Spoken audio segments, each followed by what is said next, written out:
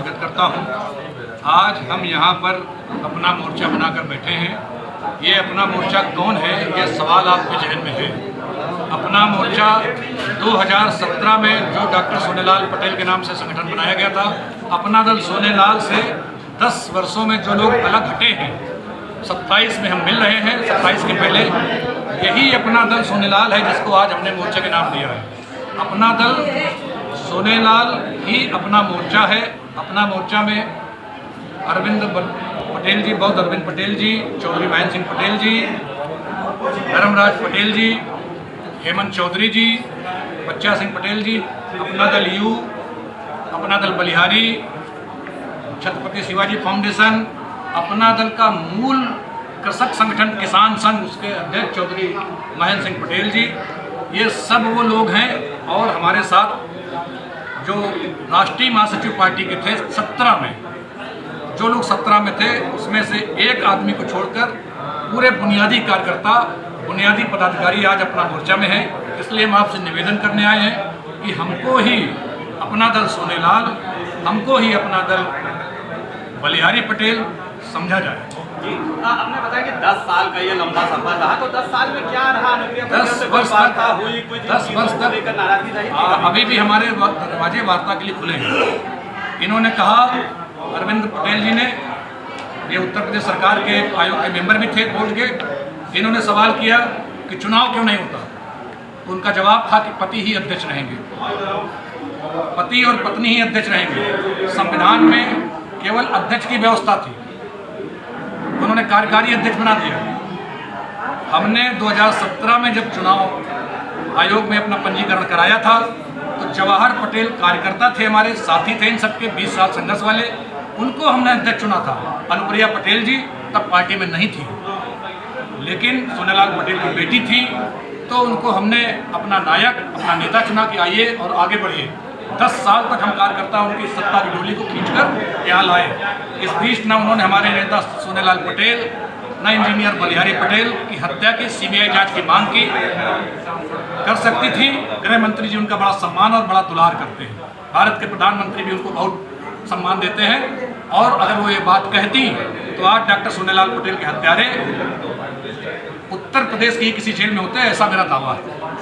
हत्यारे कहीं उत्तर प्रदेश के बाहर के नहीं हैं, मैं जानता हूं, लेकिन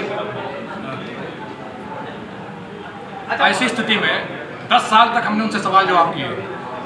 पार्टी के बाहर के लोगों को टिकट क्यों दिए जा रहे हैं, टिकट की बिक्री क्यों की जा रही है, 24 घंटे पहले आए आदमी को आप टिकट कैसे दे रही हैं, कार्यकर्ताओं को टिकट क्यों नहीं दे रही, भारतीय जनता पार्टी जो आर्थिक सहयोग करती है वो कहाँ चल।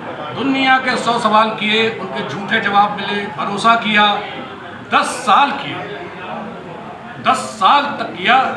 10 साल जब पूरे हो रहे हैं, विश्वासघात चरम पर जब पहुंच गया, तो बिरादरी हमसे भी सवाल करती है, किसान इनसे भी सवाल करता है, धर्मराज जी भी सवाल करता है, हेमंत चौधरी से भी नौजवान उत्तर प्रदेश के सवाल करते हैं कि आप कर क्या रहे हैं। ये हमारी नैतिक जिम्मेदारी थी कि आज हम ये ऐलान करते कि हम ही पार्टी हैं, हम ही कार्यकर्ता हैं और हम ही उत्तर प्रदेश का 2027 का जो चुनाव है वो लड़ेंगे। अभी तक जब हम आपसे बात कर रहे हैं, हम एनडीए के घटक हैं। अब तकनीकी तौर पर ये भारतीय जनता पार्टी की लीडरशिप को तय करना है। हमने अपनी कल मीटिंग बुलाई है, आगे का जो भी फैसला होगा उसमें करेंगे।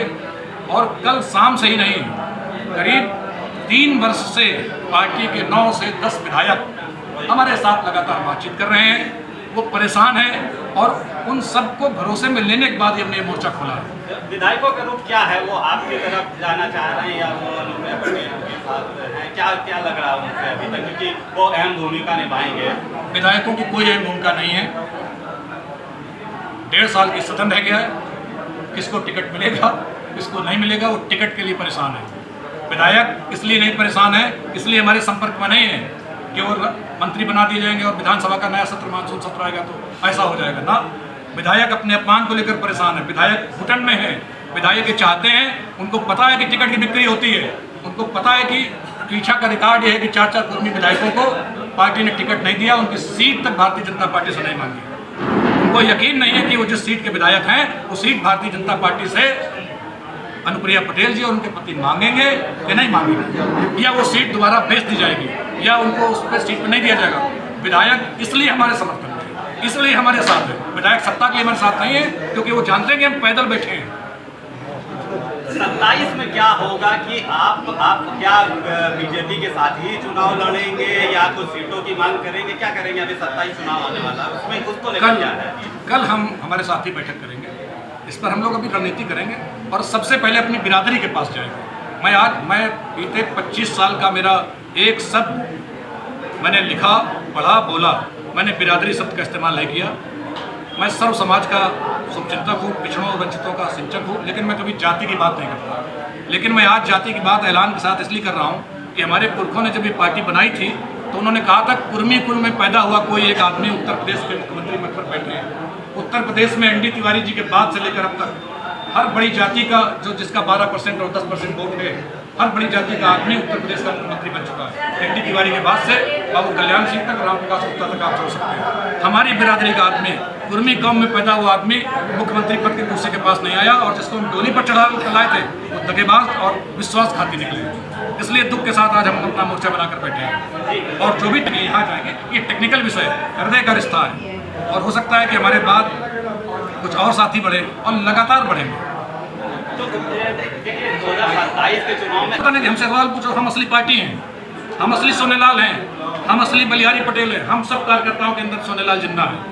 हमने 20 साल संघर्ष किया है। हेमंत चौधरी के दिल के अंदर सोनेलाल जिन्ना है।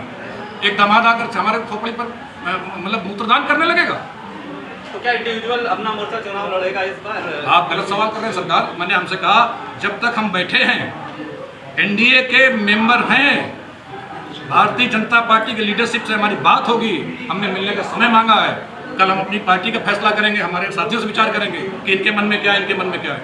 अभी तक हम एनडीए के मेंबर हैं, पार्टी के 9 विधायक हमारे साथ हैं, और कल मीटिंग के बाद हम आपको जो फैसला आएगा वो बताएंगे।